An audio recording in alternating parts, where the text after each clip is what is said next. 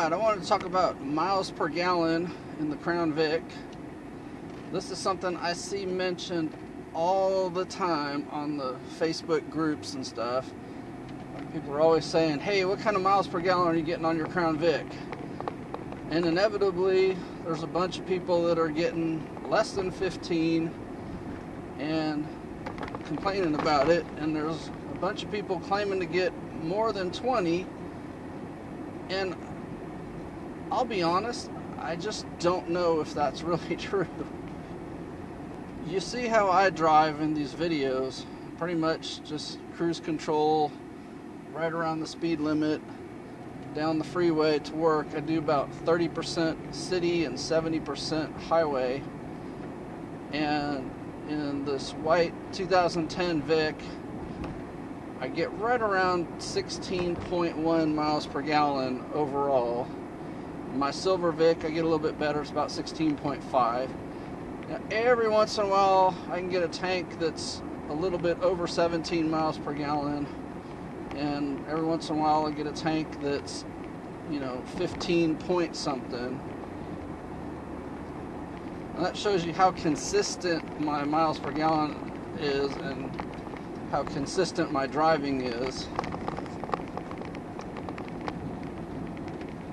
I would like to get better miles per gallon if I could, but honestly, I don't know what else I could do to make it better,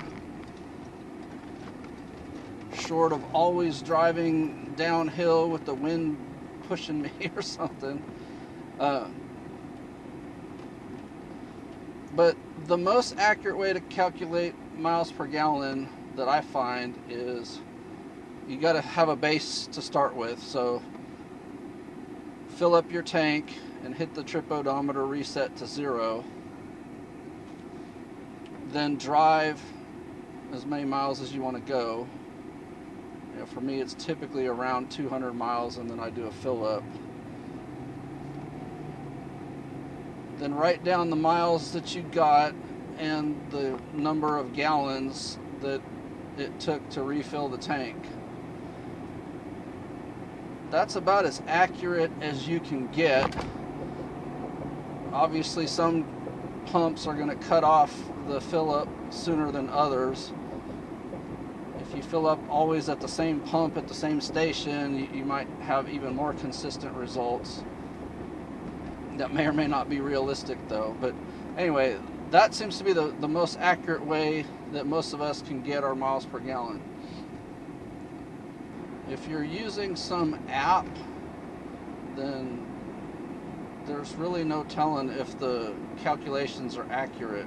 For example, I have the torque app on the 2008, and when I'm driving that, it's usually saying that I'm averaging over 30 miles per gallon, with obviously short bursts over 100 miles per gallon, like when you let off the gas or whatever.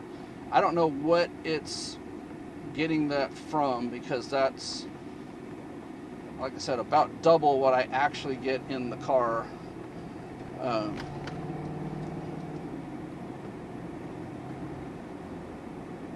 Theoretically, it's calculating based on the fuel used and the speed and all of that the torque app is getting from. But like I said, in my case, it's showing up always about double what I'm actually getting.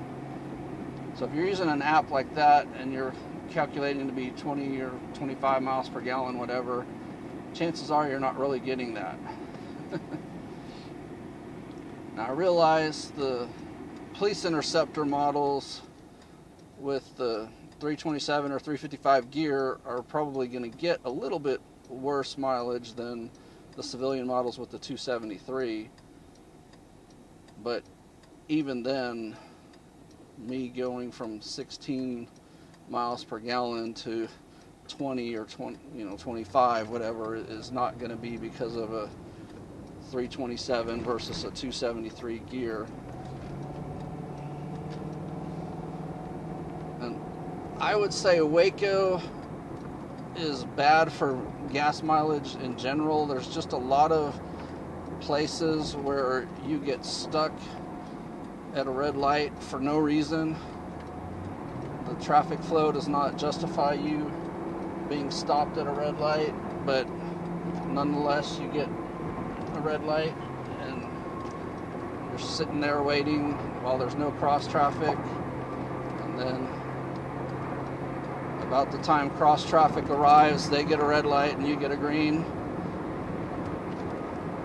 And a lot of the intersections are timed to where, you know, even like a one-way road, you would think they would time it so that you have green, green, green as you're driving, but a lot of them, they've been jacking with the timing, so you'll get green and then red ahead of you, and so you basically go and then have to stop and sit again.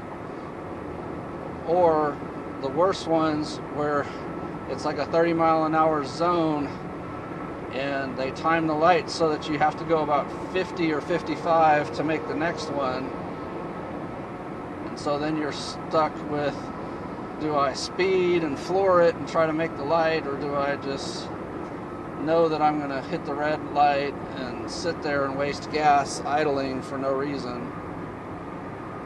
And it probably also doesn't help that, you know, we run the air conditioner in the vehicle probably at least 9 or 10 months out of the year, if not all 12, and that certainly hurts a little bit on the miles per gallon. But like I said, I really have a hard time believing that folks are getting, you know, 400 miles in between fill-ups of their tank.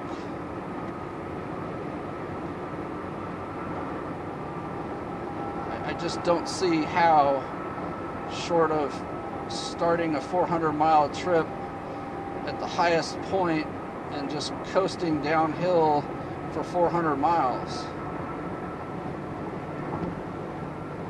Now, I think me getting 250 to 275 miles a tank is, you know, on the lower end of things, and maybe there's something wrong with my vehicle, maybe there's something wrong with me having too much of a lead foot or whatever, but like I said, I mean, you see me driving, I'm not racing around in and out of cars, flooring it, whatever. I mean, if I was driving like I did when I was in my early 20s, I would totally get having terrible gas mileage. I never calculated miles per gallon back then because I wasn't a business person, so I just filled up when I needed to fill up, but I bet that I was probably getting, you know, 10 to 15 miles per gallon probably tops back then, because I was a lead foot, floor it all the time type of person. So I guess let me know what sort of miles you're getting in between fill-ups, and if you are inclined to do the math, figure out your exact miles per gallon.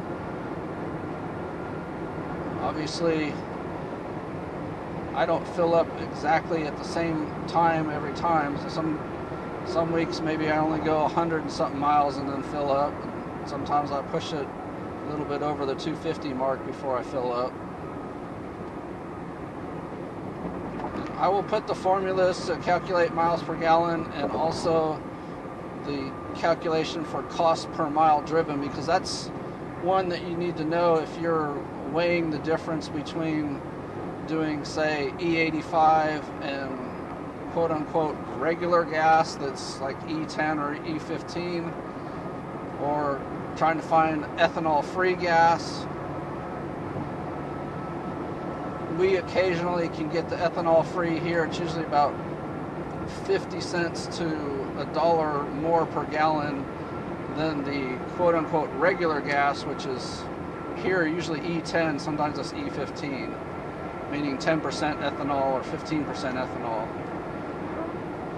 Since I live in Texas and ethanol is not subsidized, E85 here is not a good bargain, because I will get, you know, 10 to 20% worse miles per gallon with the E85, and it's only usually a couple cents per gallon cheaper than quote regular gas. So for me, E85 is definitely not a good deal on price per mile.